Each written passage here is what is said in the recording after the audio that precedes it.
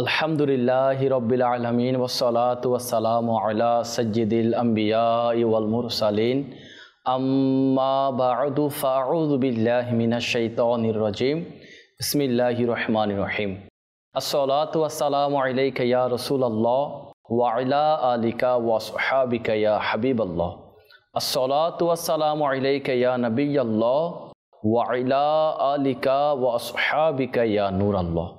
প্রিয় প্রিয় ইসলামী ভাইয়েরা আর মাদানী চ্যানেলের দর্শক শ্রোতা, মাদানী চ্যানেলের ধারাবাহিক অনুষ্ঠান সাহাবীদের ইসলাম গ্রহণ, এই অনুষ্ঠান যারা যেখান থেকে দেখছেন সকলকে জানাচ্ছি অসংখ্য অসংখ্য শুভেচ্ছা ও মোবারকবাদ। আমরা এই অনুষ্ঠানের মধ্যে সাহাবায়ে কিরাম আলাইহিমুর রিদওয়ানের ইসলাম গ্রহণ সম্পর্কে শ্রবণ করে থাকি। আজকেও আমরা একজন মহান জান্নাতি সাহাবী, যিনি আশারায়ে মুবাশশারার অন্তর্ভুক্ত সাহাবী, যে সাহাবী দুনিয়ার মধ্যে রাসূল পাক সাল্লাল্লাহু আলাইহি ওয়াসাল্লামের জবান মুবারক থেকে জান্নাতের সুসংবাদ শুনেছে, যাকে দুনিয়ার মধ্যেই রাসূল পাক সাল্লাল্লাহু আলাইহি ওয়াসাল্লাম জান্নাতি বলে ঘোষণা দিয়েছেন, ওই রকম একজন মহান সাহাবী রাসূল রাদিয়াল্লাহু তাআলা আনহুর ইসলাম গ্রহণ সম্পর্কে আজকে আমরা জানব। তো আসুন প্রথমে আমরা দুরূদে পাকের ফজিলত সম্পর্কে শ্রবণ করে নিই। দুরূদে পাকের অসংখ্য বেশুমার ফজিলত এবং বারাকাত আহাদিসে পাকের মধ্যে রয়েছে। নবী রহমত, শাফিয়ে উম্মত, তাজেদারে রিসালাত, শাহিন শাহী নবুয়ত সাল্লাল্লাহু আলাইহি ওয়াসাল্লাম ইরশাদ করেন, যে ব্যক্তি আমার প্রতি বৃহস্পতিবার দিবাগত রাতে এবং জুমার দিনে 100 বার দুরূদ শরীফ পাঠ করবে, আল্লাহ পাক তার 100টি অভাব পূরণ করবেন, 70টি আখিরাতের এবং 30টি দুনিয়ার। আর আল্লাহ তাআলা একজন ফেরেশতা নিযুক্ত করে দিবেন, যে সেই দুরূদে পাককে আমার কবরে এভাবে পৌঁছাবে যেমনইভাবে তোমাদের উপহার পেশ করা হয়। নিঃসন্দেহে আমার জ্ঞান আমার উফাতের পর তেমনই থাকবে যেমন আমার জীবদ্দশায় রয়েছে।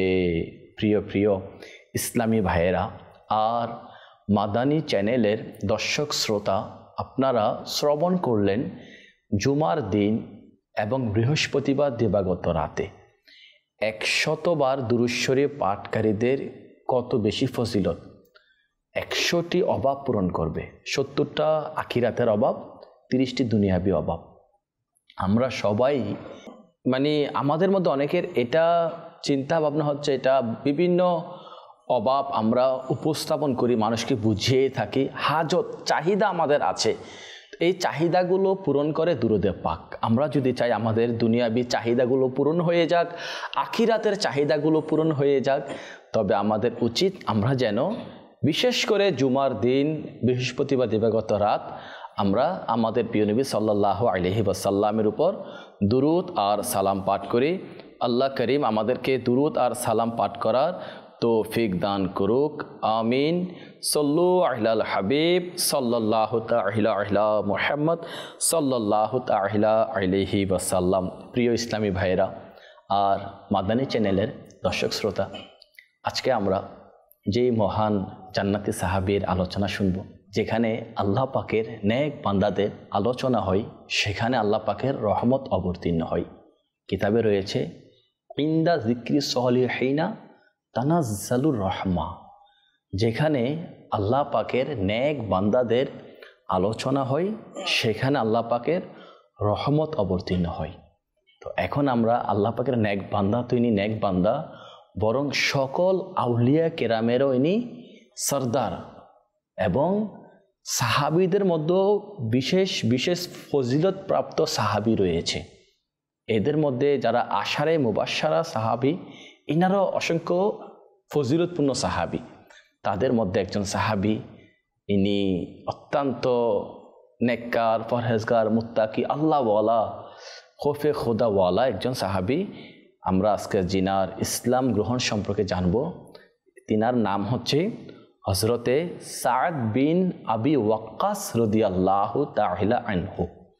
আজকে আমরা তিনি রাদিয়াল্লাহু তাআলা আনহুর ইসলাম গ্রহণের ঘটনা শুনব।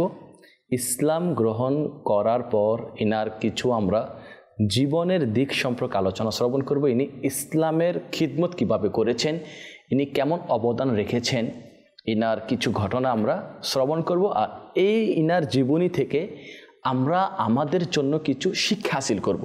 আসুন প্রথমে আমরা ইনার ইসলাম গ্রহণ সম্পর্কে অবগত হই। হযরতে সাইয়েদুনা সাদ ইবনে আবি ওয়াক্কাস রাদিয়াল্লাহু তাআলা আনহু আমাদের প্রিয় নবী রসুল আরবি মাক্কি মাদানী হাশিবি সাল্লাল্লাহু আলাইহি ওয়াসাল্লামের আত্মীয় ছিলেন।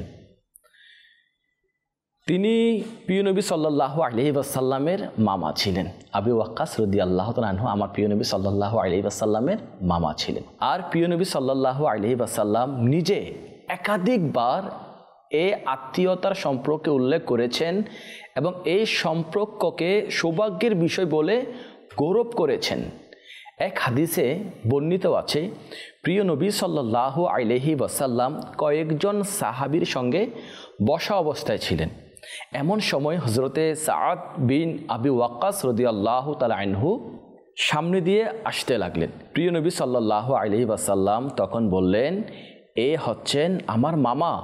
কেউ যদি এমন একজন সম্মানিত মামা দেখাতে পারে তাহলে আমাকে দেখাক। হযরতে সাদ বিন আবি ওয়াক্কাস রাদিয়াল্লাহু তাআলা আনহুর বয়স তখন মাত্র 19 বছর ছিল। এমন তরুণ বয়সে তিনি ইসলামের আহ্বানে সাড়া দিয়ে তাওহীদের প্রেমে মত্ত হয়ে গেলেন। তিনি হযরতে আবু বকর সিদ্দিক রাদিয়াল্লাহু তাআলা আনহুর সঙ্গে প্রিয় নবী সাল্লাল্লাহু আলাইহি ওয়াসাল্লাম এর দরবারে উপস্থিত হয়ে ঈমানের নূরে আলোকিত হয়ে গেলেন। বুখারী শরীফে হযরতে সাদ বিন আবি ওয়াক্কাস রাদিয়াল্লাহু তাআলা আনহুর থেকে বর্ণিত, তিনি বলেন, আমার আগে কেউ ইসলাম গ্রহণ করেনি। আরেক বর্ণনায় নিজেকে তৃতীয় মুসলিম বলেছেন। তবে বড় বড় মুহাদ্দিসগণ বলেছেন যে 6 বা 7 সাহাবীর আগে ইসলাম গ্রহণ করেছিলেন। এটি সম্ভব যে হযরতে সাদ রাদিয়াল্লাহু তাআলা আনহু তাদের ইসলাম গ্রহণের সংবাদ পাননি, কারণ সেই সময় কাফিরদের ভয়ে অনেকেই গোপনে মুসলমান হয়েছিলেন এবং তা প্রকাশ করেননি। হযরতে সাদ রাদিয়াল্লাহু তাআলা আনহু ইসলাম গ্রহণে নবী করিম সাল্লাল্লাহু আলাইহি ওয়াসাল্লাম অত্যন্ত খুশি হয়েছিলেন, কারণ তার মধ্যে এমন উচ্চ চরিত্র, সততা ও বীরত্বের নিদর্শন ছিল যা প্রমাণ করে যে তিনি অচিরেই ইসলামের আকাশে এক উজ্জ্বল তারকার মতো জ্বলে উঠবেন এবং ইসলামের জন্য অমূল্য অবদান রাখবেন। প্রিয় নবী খুশি হয়েছে। সাদ বিন আবি ওয়াক্কাস রাদিয়াল্লাহু তাআলা আনহু যখন ইসলাম গ্রহণ করেছে তো এতে প্রিয় নবী সাল্লাল্লাহু আলাইহি ওয়াসাল্লাম খুশি হয়েছেন। এরপর শুনুন, হযরতে সাদ ইবনে আবি ওয়াক্কাস রাদিয়াল্লাহু তাআলা আনহু উচ্চ বংশীয় এবং মর্যাদাশীল যুবক ছিলেন। তার এই সামাজিক অবস্থান মক্কার অন্যান্য তরুণদেরও উদ্দীপ্ত করত, যেন তারা তার পথ অনুসরণ করে এবং নিজেদের তার মতো গঠন করে। যদিও তিনি তার গোত্রে সম্মানিত ও প্রভাবশালী ছিলেন, কিন্তু কাফিরদের নির্যাতন থেকেও মুক্ত ছিলেন না। বিশেষ করে বনি আসাদ গোত্রের ইসলাম গ্রহণের অপরাধে তাকে কঠিন শাস্তি দিত। আপনি দেখেন, ইসলাম গ্রহণ করার পরেই নিজের গোত্রের মানুষরা সাদ বিন আবি ওয়াক্কাস রাদিয়াল্লাহু তাআলা আনহুর শত্রু হয়ে গিয়েছে, নিজ পরিবারের মানুষ শত্রু হয়ে গিয়েছে।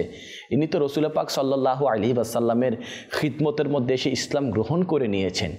ইসলাম গ্রহণ করার পরও তিনি জাহির করতে পারেন নাই, গোপনে ছিলেন, কারণ তখন অমুসলিমদের বেশি ভয় ছিল। তো এরপর শুনুন ইনার উপরে কিরকম মুসিবত আসছিল। যখন ইনি ইসলাম গ্রহণ করেছিল তো ইনার উপরে মুসিবতের পাহাড় আসছিল, পরীক্ষা, অনেক পরীক্ষার সম্মুখীন এই জান্নাতি সাহাবী হয়েছেন। যেমন হযরতে সাদ বিন আবি ওয়াক্কাস রাদিয়াল্লাহু তাআলা আনহুর মা যখন তার ছেলে ইসলামের দিকে ফিরে গেছে এই সংবাদ শুনলেন, তখন তিনি অত্যন্ত কষ্ট ও দুঃখ অনুভব করলেন। ক্রোধ, রাগ ও দুঃখে তিনি বললেন, সাদ, এটা কেমন ধর্ম যে তুমি গ্রহণ করলে, যে তোমাকে তোমার পিতা পুরুষের ধর্ম থেকে সরিয়ে দিল?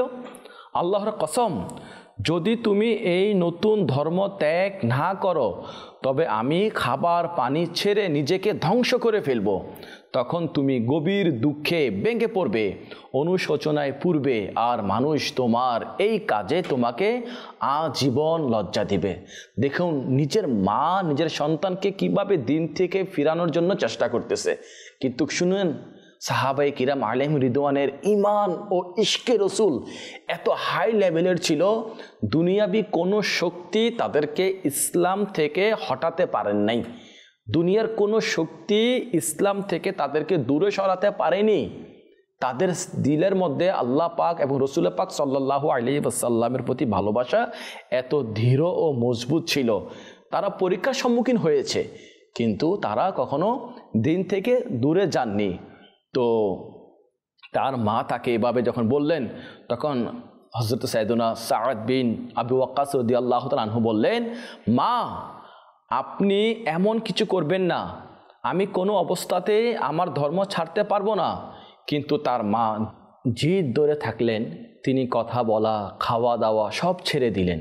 হযরতে সাদ বিন আবি ওয়াক্কাস রাদিয়াল্লাহু তাআলা আনহু তার মা এর খুবই অনুগত ছিলেন, তাই এটি তার জন্য ছিল এক কঠিন পরীক্ষা। কিন্তু যে হৃদয়ে আল্লাহর তাওহীদের স্বাদ পেয়েছে, সে কি করে আবার কুফর ও শিরকের দিকে ফিরে যেতে পারে? 3 দিন ধরে তার মা এক বিন্দু পানি ও খাবার স্পর্শ করলেন না। ক্ষুধা ও দুর্বলতায় তার শরীর শুকিয়ে গেল, হাড়গুলো দুর্বল হয়ে পড়ল, অঙ্গ প্রত্যঙ্গ নিস্তেজ হয়ে গেল।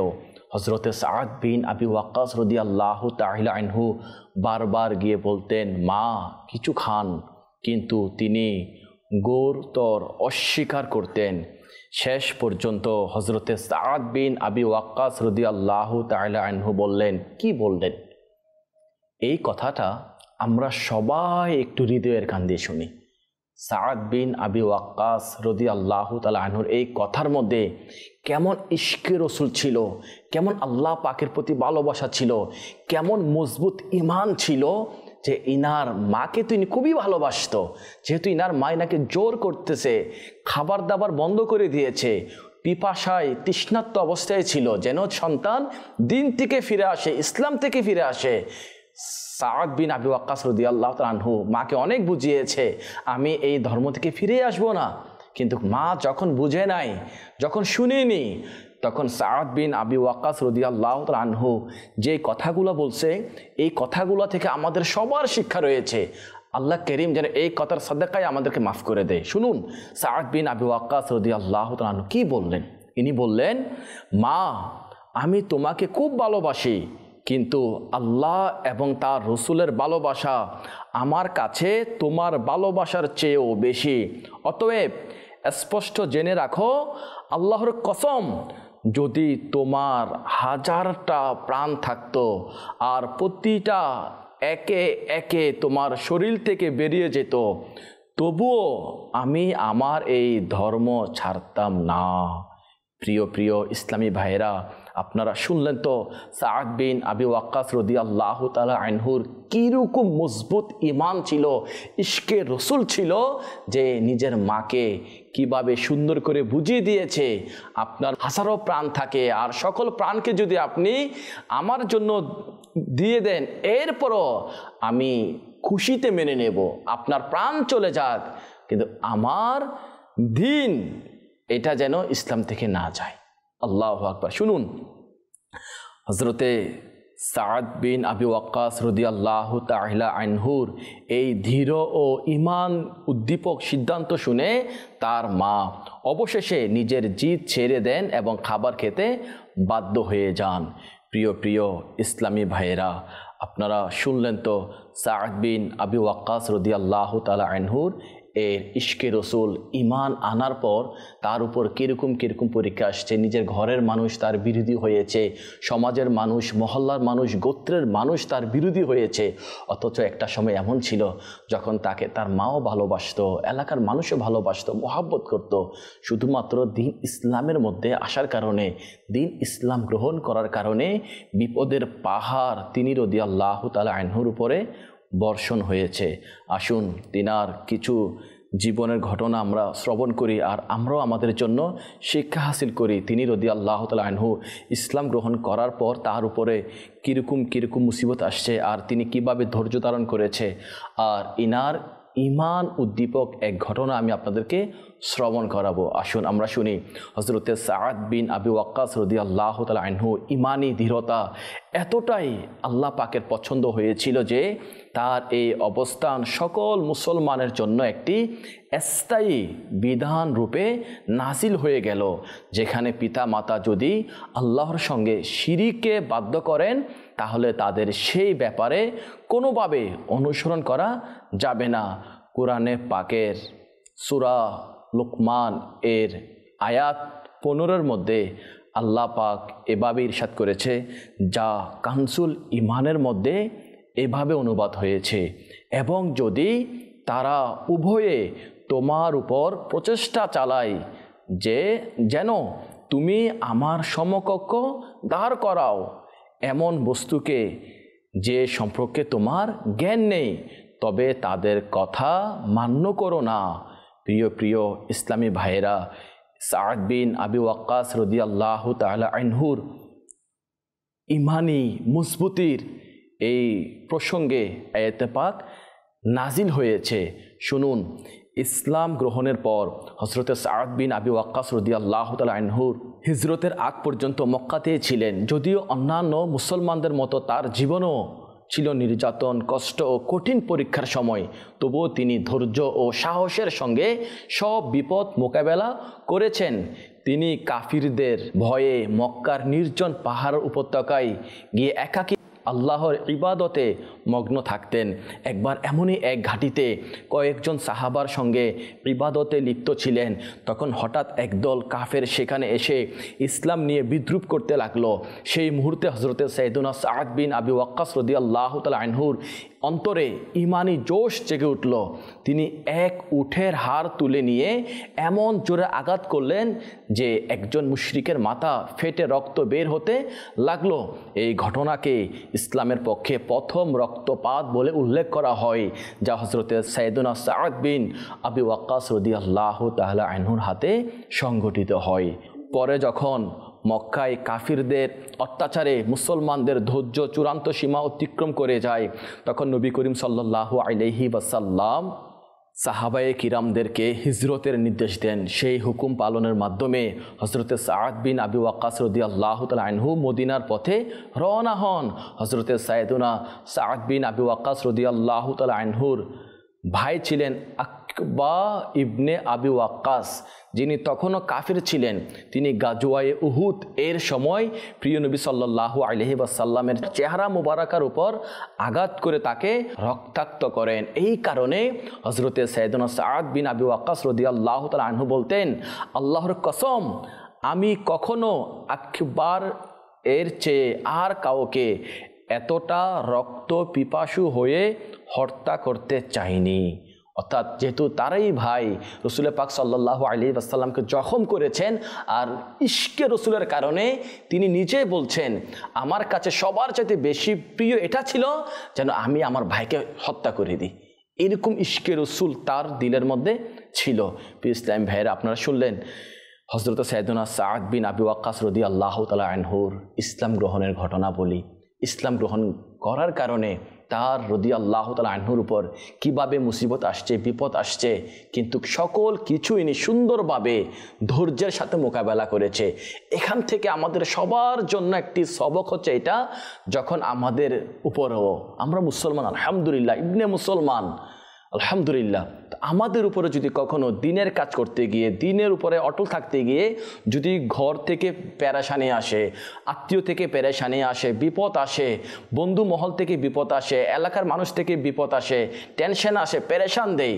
আচ্ছা হ্যাঁ, অনেক মানুষ যখন দিনের উপর অটল থাকে, সুন্নতের উপর আমল করে, ইশকে রসুলের একটা বহিঃপ্রকাশ হচ্ছে এটাই, যখন আমি সুন্নতের উপর আমল করব, আমাকে অনেক মানুষ কটু কথা বলতে পারে, আমাকে হেয় করতে পারে, আমাকে বিভিন্ন এমন এমন শব্দে ব্যবহার করতে পারে যেটা আমার জন্য কষ্টের কারণ হবে।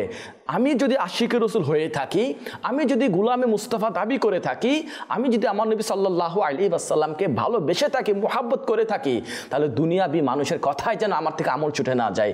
দুনিয়ার অনেক মানুষ অনেক কিছুই বলবে। হ্যাঁ, অনেক ইসলামী ভাই এমন আছে যারা যখন সুন্নতের উপর আমল করে, তখন অনেক সময় ঘরের মানুষ তাকে বলে, তোমার কি হয়ে গিয়েছে, এখন তুমি দাড়ি রেখে দিয়েছো, পাগড়ি পরে নিয়েছো, সুন্নতি লেবাস পরিধান করে নিয়েছো। অনেক লোক এমন আছে, যখন কোনো ব্যক্তি দিনী কাফেলার মধ্যে সফর করে, দাওয়াত ইসলামীর মধ্যে আলহামদুলিল্লাহ দিনী কাফেলা সফর হয়, কোর্স হয়, এভাবে আল্লাহর রাস্তার মধ্যে মানুষের সফর করে, দিনের খিদমত করে, কাজ করে। অনেক সময় আছে ঘর থেকে, স্ত্রীর কাছ থেকে, ভাই বোনদের কাছ থেকে, আত্মীয়ের কাছ থেকে, বন্ধু মহল থেকে অনেক সময় বাধা চলে আসে। আর এই সমস্ত বাধাকে পরোয়া না করে, কারো কথাকে পরোয়া না করে, বাস তাদেরকেও মহাব্বত দেওয়া, দিনের কাজ করতে থাকা, এটাই হচ্ছে ইশকে রসুলের একটা প্রমাণ যে আমিও আমার নবীকে ভালোবাসি। আরে সাহাবায়ে কেরামের জীবন থেকে তো আমরা এটাই শিখতে পাই না? তাদেরকে তো অনেক কষ্ট দিয়েছেন, নির্যাতন করেছে, ঘর থেকে বের করে দিয়েছেন, তাদের মা তো তাদেরকে বিভিন্ন পরীক্ষার মধ্যে ফেলে দিয়েছেন, গোত্রের মানুষ শত্রু হয়ে গিয়েছে, আত্মীয়রা শত্রু হয়ে গিয়েছে, কেন? দিন ইসলাম গ্রহণ করার কারণে। আমাদের উপরে তো এরকমটা হয় নাই, সামান্য দুই একটা কথা হয়তো আমাদেরকে বলে ফেলে, এই কারণে আমরা অনেক সময় এমন আছে দিন থেকে দূরে চলে যাই, নেকি থেকে দূরে চলে যাই, নামাজ থেকে দূরে চলে যাই, সুন্নতের আমল থেকে দূরে চলে যাই। এটার নাম কি ইশকে রসুল? এটার জন্য কি সাহাবায়ে কেরাম নিজের রক্ত দিয়েছে দিনের জন্য? রসুল পাক সাল্লাল্লাহু আলাইহি ওয়াসাল্লামের শরীর মুবারাকার মধ্যে এজন্য কি পাথরকে গ্রহণ করে নিয়েছিলেন? আমার নবী সাল্লাল্লাহু আলাইহি ওয়াসাল্লাম দিনের জন্য পাথরকে সহ্য করে নিয়েছে। রসুল পাক সাল্লাল্লাহু আলাইহি ওয়াসাল্লামকে অসংখ্যভাবে, বিভিন্নভাবে জালিমরা জুলুম করেছে, কিন্তু রসুল পাক সাল্লাল্লাহু আলাইহি ওয়াসাল্লাম ধৈর্য ধরেছেন। সাহাবায়ে কেরামের উপর বিপদের পাহাড় চলে আসছে, বড় বড় বিপদ আসছে, কিন্তু তারা ধৈর্য ধরেছে। আজ আমরা সামান্য কারণে না নেকি থেকে দূরে চলে যায়, এটার নাম ইশকে রসুল নয়।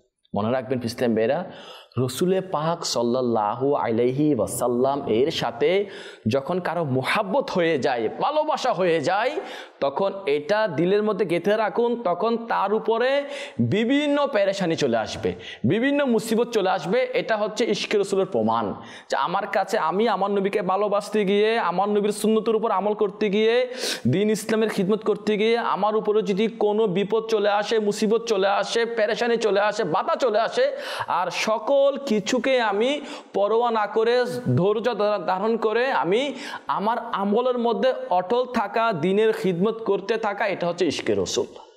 তো আসুন না সাহাবায়ে কিরামের ইসলাম গ্রহণ থেকে আমরাও আমাদের জন্য এই শিক্ষা হাসিল করি যে আমাদের উপরে যদি কখনো কোনো বিপদ চলে আসে, মুসিবত চলে আসে, ঘর থেকেও চলে আসে, আমরা ধৈর্য ধরব। দেখেন না, কয়দিন, বেশি দিন হবে না, এনার মাও কিন্তু 3-4 দিন খাবার খায়নি। সাদ বিন আবু ওয়াক্কাস রাদিয়াল্লাহু তাআলা আনহুর আম্মা 3 দিন খাবার খায় নাই, কিন্তু এনার অটলতা দেখে পরবর্তীতে আবার খাবার ঠিকই করে নিয়েছে। এটাও আমাদের জন্য শিক্ষা। আমাদেরকে হয়তো 1 দিন বলবে, 2 দিন বলবে, 3 দিন বলবে, 4 দিন বলবে, 5 দিন বলবে, এরপর আমি যখন শুনবো না, এদের বলা বন্ধ হয়ে যাবে, আলহামদুলিল্লাহ আমি আমার আমলের মধ্যে ইস্তেকামত পেয়ে যাব। এজন্য দাওয়াত ইসলামীর মারকাজে মজলিসে শুরার প্রধান হাজী ইমরান আত্তারি বলে, জ্ঞানী ব্যক্তির কান হয় বড়, জিহ্বা হয় ছোট, অর্থাৎ তারা শুনে বেশি, বলে কম। এই অভ্যাস যদি আমরা করে নিতে পারি না, শোনার অভ্যাস, মনে রাখবেন, শুনলে কান বধির হয় না, বলতে বলতে গলা ভেঙে যায়। তো যারা বলার আছে বলুক, আমার শোনার আছে আমি শুনি, কি হয়েছে না? আল্লাহ রাসূলের কাছে দোয়া করি যেন আমরা ইস্তেকামত পেয়ে যাই। আল্লাহ পাক তৌফিক দান করুক। সাদ বিন আবি ওয়াক্কাস রাদিয়াল্লাহু তাআলা আনহুর একটা কারামত আমি আপনাদেরকে আরজ করে দিচ্ছি। ইনি যেভাবে আশিকি রসুল ছিলেন, আল্লাহ ওয়ালা ছিলেন, ইবাদত গুজার ছিলেন, আল্লাহ পাকের পছন্দনীয় বান্দা ছিলেন, এবং অনেক বেশি ইনি ইবাদত গুজার ছিলেন, তো ইনার কাছ থেকেও কারামত জাহির হয়েছে। ইনার দোয়া আল্লাহ পাকের দরবারে কবুল হতো, মকবুল সাহাবি, ইনার দোয়া আল্লাহ পাকের দরবারে কবুল হয়েছেন, তা জাহিরও হয়েছে, প্রকাশও হয়েছে। এভাবে যে একবার কুফা শহরে কিছু লোক তিনি রাদিয়াল্লাহু তাআলা আনহু অর্থাৎ সাদ বিন আবি ওয়াক্কাস রাদিয়াল্লাহু তাআলা আনহুর বিরুদ্ধে মিথ্যা অভিযোগ তোলে যে তিনি নাকি সালাতে সঠিকভাবে অর্থাৎ নামাজে সঠিকভাবে ইমামতি করেন না। এই অভিযোগ শুনে হজরতে ওমর ফারুক আজম রাদিয়াল্লাহু তাআলা আনহু তদন্ত পাঠান। তদন্ত প্রমাণিত হয় অভিযোগ সম্পূর্ণ মিথ্যা, কিন্তু সেই অভিযোগকারীদের একজন আসমা ইবনু কাইস অত্যন্ত বাজে ভাষায় সাদ বিন আবি ওয়াক্কাস রাদিয়াল্লাহু তাআলা আনহুর সম্পর্কে কথা বলেন। সাদ বিন আবি ওয়াক্কাস রাদিয়াল্লাহু তাআলা আনহু দোয়া দিলেন তাকে এভাবে, হে আল্লাহ, যদি এই ব্যক্তি মিথ্যাবাদী হয় তাহলে তার জীবন দীর্ঘ করো, তার দরিদ্রতা বাড়াও এবং তাকে ফিতনায় ফেলো। বহু বছর পর দেখা যায় সে ব্যক্তি যে সাদ বিন আবি ওয়াক্কাস রাদিয়াল্লাহু তাআলা আনহুকে খারাপ ভাষা ব্যবহার করেছিল, তো ওই ব্যক্তি অত্যন্ত বৃদ্ধ হয়েছে, ভিখারির মতো চেয়ে বেড়ায় এবং রাস্তায় নারীদেরকে বিরক্ত করে। লোকেরা জিজ্ঞাসা করলে সে বলতো, আমি সাদ ইবনে আবি ওয়াক্কাস রাদিয়াল্লাহু তাআলা আনহুর বদদোয়ার শিকার। তো প্রিয় ইসলাম ভাইরা, আপনারা শুনলেন তো সাদ বিন আবি ওয়াক্কাস রাদিয়াল্লাহু তাআলা আনহুর দোয়া আল্লাহ পাকের দরবারে কবুল হয়েছে। এখান থেকেও আমাদের সবার জন্য একটা শিক্ষা আমরা গ্রহণ করি, আল্লাহ পাকের নেক বান্দাদের ব্যাপারে যেন আমরা মুখ না খুলি, আল্লাহ পাকের নেক বান্দাদের বদদোয়া থেকে যেন আমরা বেঁচে থাকি, এদের শানে যেন আমরা বেয়াদবি না করি। যেভাবে সাহাবায়ে কিরামের ব্যাপারে, আউলিয়ে কিরামের ব্যাপারে, আল্লাহ পাকের প্রিয় বান্দা যারা আছে এদের ব্যাপারে যেন আমরা উল্টা সিধা কথা না বলি, আমরা যেন এদের ব্যাপারে খারাপ ধারণা না করি।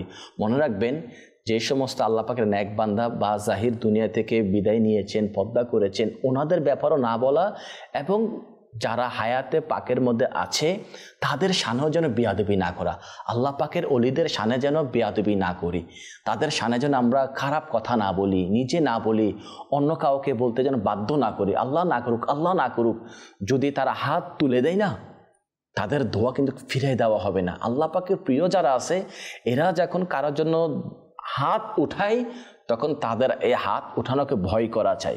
যদি দোয়া দিয়ে দেয় ভাগ্য চমকিয়ে যাবে, আর যদি বদদোয়া দিয়ে দেয় জীবন বরবাদ হয়ে যাবে। তো আমাদের সবার উচিত আমরা যেন আল্লাহ পাকের কোনো নেক বান্দার বিরুদ্ধে কোনো কথা না বলি, কোনো মুসলমানের ব্যাপারে আমি যেন খারাপ ধারণা না করি, কাউকে গালিগালাজ না করি, কারোর ব্যাপারে অপবাদও না দিই। কে জানে কে আল্লাহ পাকের নেক বান্দা আছে, কে দোয়া দিয়ে দেয় আর কে বদদোয়া দিয়ে দেয়। এজন্য সাবধান হওয়া চাই, কোনো মুসলমান থেকে যেন আমরা বদদোয়া না আনি। মনে রাখবেন, উলামায়ে কেরাম বলে বদদোয়া মানুষকে বরবাদ করে দেয় আর দোয়া মানুষের ভাগ্যকে চমকিয়ে দেয়। হাদিসে পাকের মধ্যে রাসূল পাক সাল্লাল্লাহু আলাইহি ওয়াসাল্লাম ইরশাদ করেন, তোমরা মজলুমের বদদোয়া থেকে বেঁচে থাকো। বদদোয়া এটা অনেক একটা খারাপ, এটা মানুষের নিজের সমস্যা হয়ে যায়, পরিবারের সমস্যা হয়ে যায়, ঘরের সমস্যা হয়ে যায়, অনেক সময় নিজের ব্যবসা বাণিজ্য কাজ কামের মধ্যে বিভিন্ন রকম সমস্যা দেখা দেয়। নিজে অসুস্থ হয়ে যাওয়া, ঘরের মানুষ অসুস্থ হয়ে যাওয়া, একটার পর একটার বিপদ লেগে থাকা, চলে আসা, বিপদের মধ্যে ঝড়ঝড়িত। উলামায়ে কেরাম বলে চেক করো, কেউ তো বদদোয়া দেয় নাই, কারো থেকে তো বদদোয়া দেয় নাই। বদদোয়া বরবাদ করে দেয়, দোয়া ভাগ্যকে চমকিয়ে দেয়।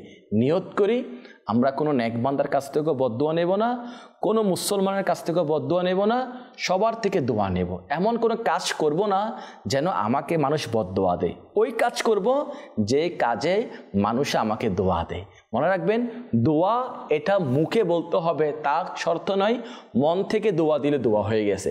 একইভাবে বদদোয়া মুখে বলা নয় যে আল্লাহ তোমাকে বরবাদ করে দিক, আল্লাহ তোমাকে শেষ করে দিক, তোমার ব্যবসা ফুটে যাক, এগুলা তো মুখে বলা শর্ত না। বদদোয়া এটা ওটাও হয়ে যায়। আপনি কাউকে কষ্ট দিয়েছেন তো সে নিজের মনের মধ্যে শব্দ বের হয়েছে, উফ বলেছে, সে আপনাকে বলতে পারে নাই, চোখ থেকে পানি বের করেছে, তার এক ফোঁটা চোখের পানি আপনাকে বরবাদ করে দিতে পারে। তার হাই যেটা বের হয়েছে এটাই আপনার পরিবারের আপনাকে সহ বরবাদ করে দিতে পারে।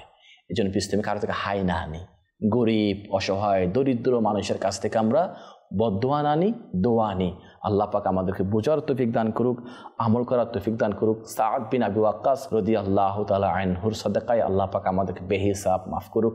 আমরা যা শুনেছি আল্লাহ পাক মনে রেখে আমল করার তৌফিক দান করুক। পিস টাইম ভাইরা আর মাতানে চেনা দর্শক শ্রোতা, আজকে আমরা সাদ বিন আবি ওয়াক্কাস রাদিয়াল্লাহু তাআলা আনহুর ইসলাম গ্রহণ সম্পর্কে শুনেছি, ইনার ইসলামের মধ্যে ধৈর্য সম্পর্কে আমরা শুনেছি, ইনার দোয়ার কারামত সম্পর্কে আমরা শুনেছি, এবং ইনি কীরকম আশিকি রসুল ছিল তাও আমরা শুনেছি।